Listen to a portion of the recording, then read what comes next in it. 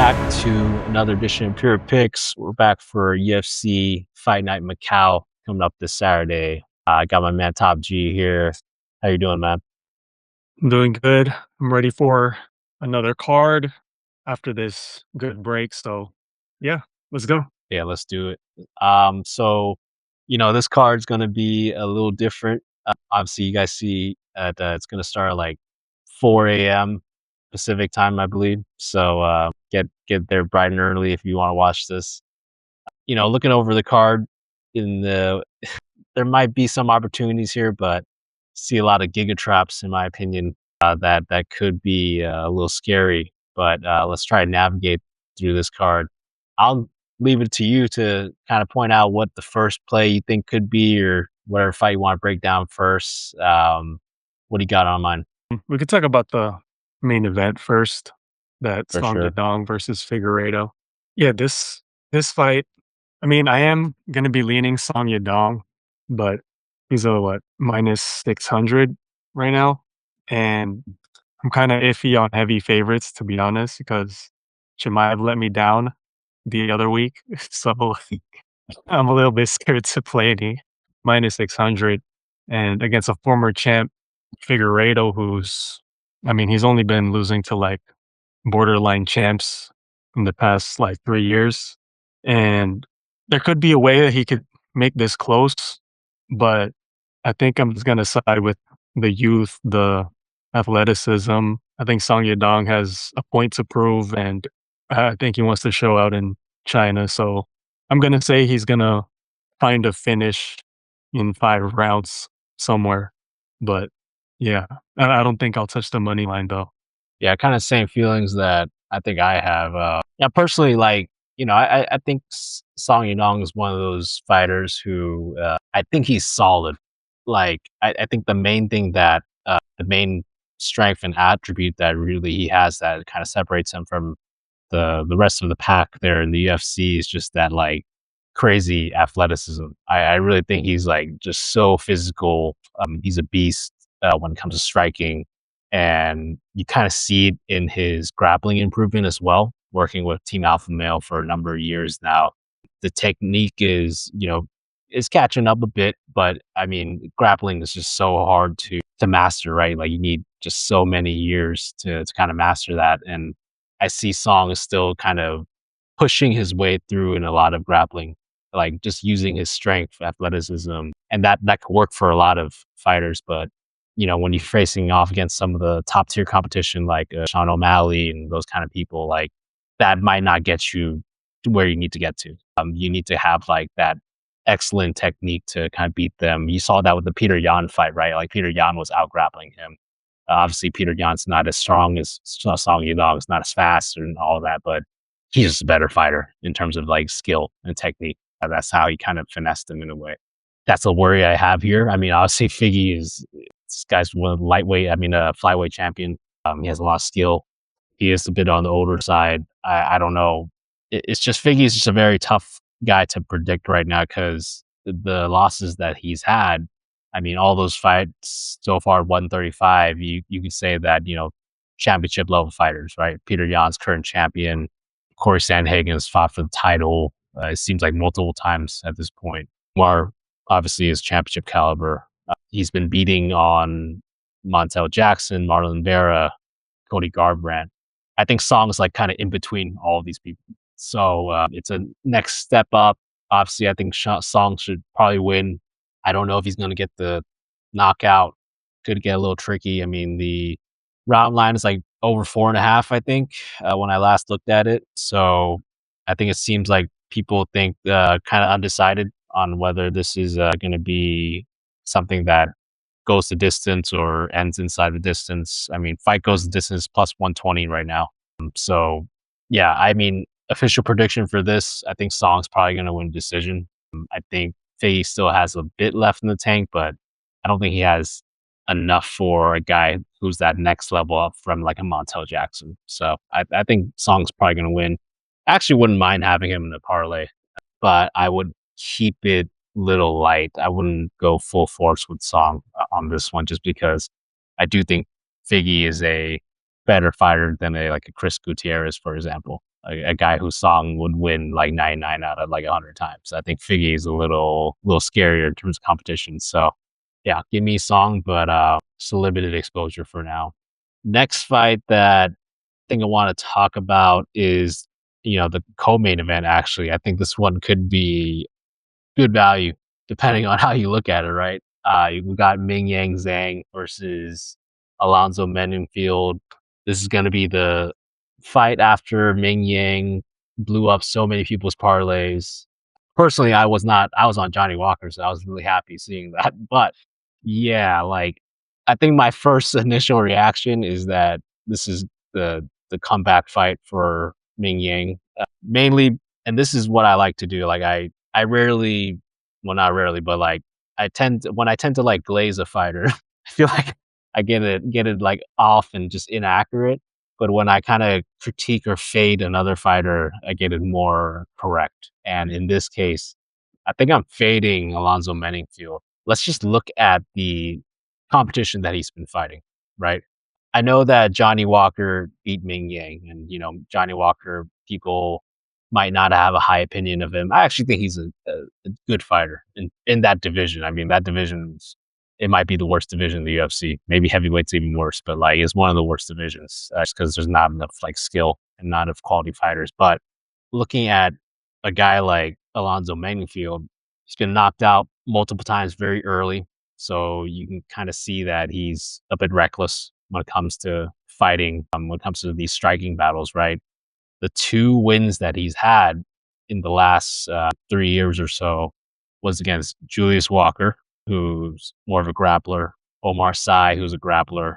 When he's fought more of like a striker, I think that he's just not had the best of exchanges, right? I think a guy like Ming Yang, I mean, we know who he is. He's a striker. I mean, he's gonna come in and try to knock his head off. I actually think that what got Ming Yang kind of exposed a little bit was because Johnny Walker has some skill. Like it's like that's why I say he's not that bad. Like I think he actually has some good technique. You saw it when he came out, tried do a little grappling, got the leg kicks going. He got some skill. Johnny Walker got some skills. So, do I see Menifield doing that? I don't think so. I think Menifield's gonna come out there and try to throw bombs.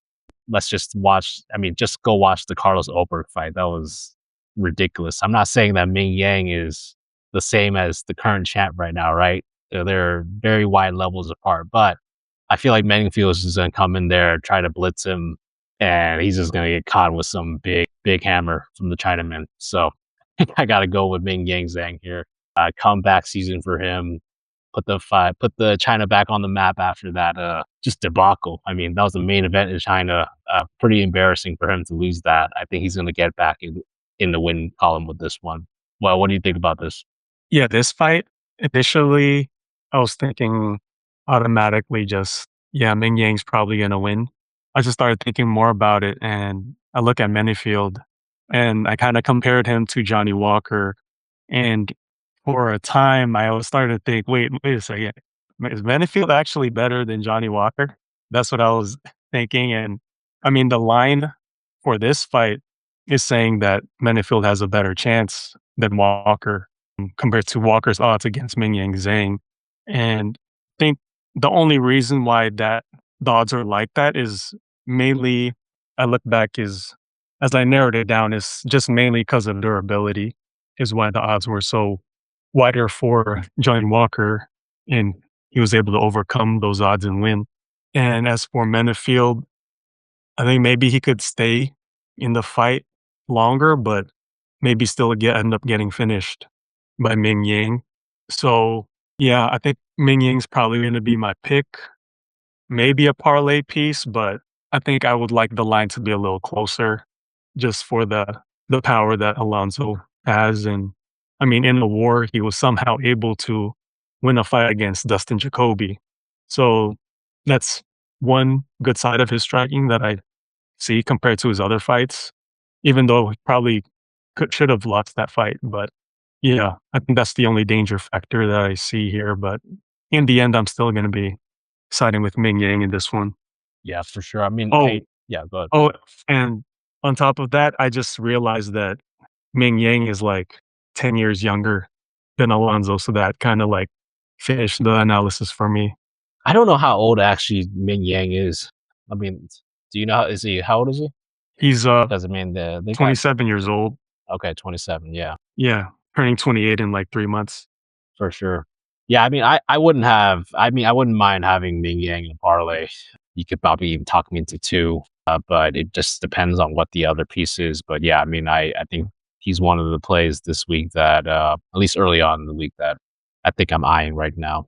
What do you have in mind for, a next kind of fight or, potential, kind of play that you see on the fight card? This one I wanna talk about mainly because 'cause I've been going back and forth on this one, so it's much closer fight. I think it's still in the main card, but I'm not sure. It's the Alex Perez versus Sumudaerji, which it can prove to be pretty competitive, and, I mean, this one I keep going back and forth. My initial thoughts was that, I mean, Alex Perez has been facing tougher competition. He hasn't been consistent, but as of late, he's been trying to get more fights in and avoid those injuries that he's had in the past. And I think he has a style that can potentially be problematic for Sumadarji's stand up, even though I think Sumadarji is like a better technical striker. And even from the outside, I think Perez's pressure may be able to get to Sumadarji. The way I think of it, it could end up looking like or reminds me of a fight with, Bruno Silva versus, Charles Johnson. It could end up looking something like that where Perez is the Bruno Silva, but I think in that fight, Bruno Silva was robbed by the judges against Charles Johnson when he was pressing Charles Johnson the whole fight, and they were going back and forth, but I thought the one who was more uncomfortable and landing less of the damaging shots was Charles Johnson, but he ended up getting the nod in that one against Bruno Silva, and I think in this one, Perez will have a type of style that we can be uncomfortable for Sumudaerji, even though from fight to fight, Sumudaerji has been looking good on the takedown defense, his grappling, and improving on his striking technically. I ended up leaning Perez. Those are my thoughts for this one. I just wanted to talk about because I've been going back and forth on this one. For sure. Yeah, opening odds, for Perez was -110, and I think he's right now sitting at a -143. So, yeah, the odds are kinda reflecting what you said. I think there's, probably, some kind of pick 'em element to this, but looks like the odds are also slightly favoring, Alex Perez at the moment. Not sure if I have anything to add to that. I will just say that that was really surprising what Perez did to Johnson that last fight. I didn't know that. I thought this guy was toast, to be honest. And then, came in and kind of knocked him out. So maybe this is the start of the comeback tour. But one other thing that I also would like to say is the Sumudaerji. He's been looking a little bit better in terms of the grappling. I mean, I thought that, like you mentioned, right? Like when I looked at this guy's takedown defense, I would have assumed that it was like 40% or something. I got that's something just horrible, but he's actually 72%. So at the very least, his first layer of takedown defense is solid. But who knows? Like he has been facing maybe the not the best grappler since he got subbed by Tim Elliott. The best grappler he's faced by Jesus Aguilar. I was actually on Aguilar that fight, so I guess I'm a little biased, but I think You were on Sumudaerji at first. yeah, at first I flip flop way too much. I should have just went with Sue. But yeah, I think Jesus is cut right now. So unfortunately, I don't really have a high opinion on it. Yeah, I'll probably lean Perez at the moment as well. But you could talk me into some dog odds on the bigger, younger fighter here in China. I wouldn't mind that. Next fight that think I want to discuss is the Kai Asakura one. Very similar vibes in terms of redemption arc, in terms of the Ming Yang one. I think that both these guys just suffered pretty embarrassing losses, and I think for Kai, I mean, if he loses this one, I will be surprised if he's in the UFC because I basically just lost 2 fights in a row.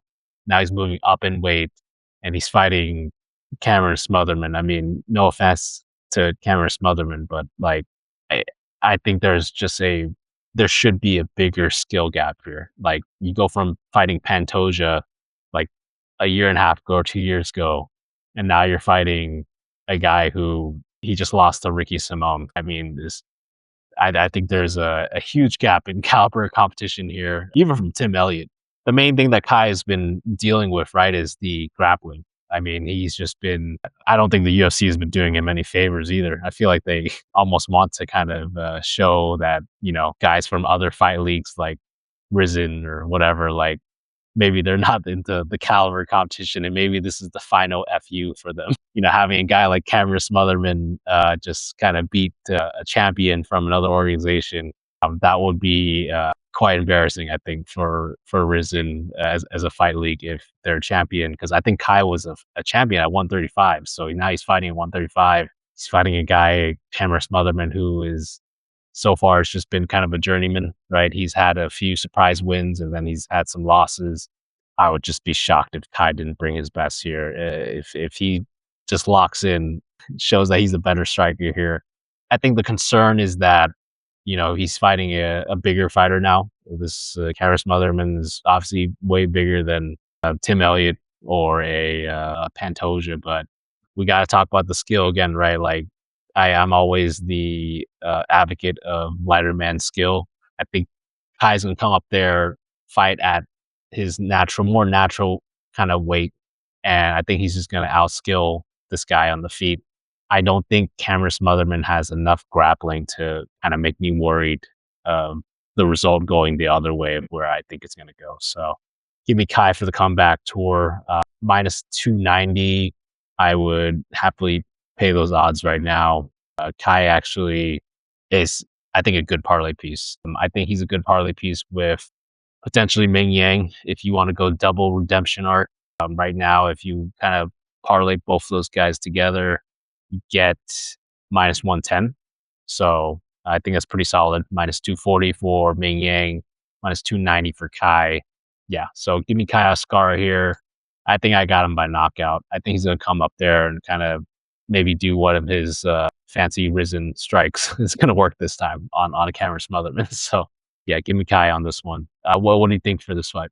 Yeah, for the Smotherman, I keep thinking, well, I guess they got different red flags. I wanna say Kai, but I can't shake the way he lost his last fight when he should have won in a striking match, and then he lost to the funk of Tim Elliott in the end. And for Smotherman, I guess he got TKO'd by the scale his last his last outing. So I mean, yeah, I guess I'll go Kai Asakura. So yeah, I guess I'm a little surprised that maybe I thought maybe the odds would be wider, but I don't know.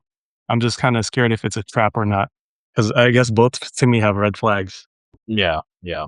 I see your point there, man. I mean, it's hard to trust a guy who's been sub twice, but for the first one, the Pantoja, let's give Kai a pass there. That's pretty crazy that his first fight in the UFC was against potentially the goat, flyweight goat, right? That's kind of wild. Tim Elliott's not bad. I mean, like I think Tim Elliott's got some good wins as veteran. I just think this is a much different profile, man. Like even Tim Elliott, Cam Smotherman. The only thing that might concern me a little bit is that Cam Smotherman is pretty big for even a bantamweight. Like, what I think his like height is like 5'9" or something. So he could be a big boy. I mean, obviously, you guys saw that he missed weight, so like it's a struggle for him to even come down to 135. But man, I just find it hard to believe that a guy who was like a champion would lose to this level. I think it's just that I don't think there should be any more Risen fighters if that happens. Like there shouldn't be any more crossover if somehow Kai loses. I think he's gonna come out here with some extra motivation and kind of, you know, continue on his run and maybe at 135. I think that's the weight for him personally. Like even at 125, like he was just getting kind of killed out there. So yeah, what fight do you have next in your mind, or do you have anything else on your mind for this Macau card? I do have, like, some potential betting opportunities on the undercard, but I think I'll save those for, the Pure Picks members. For sure. Yeah.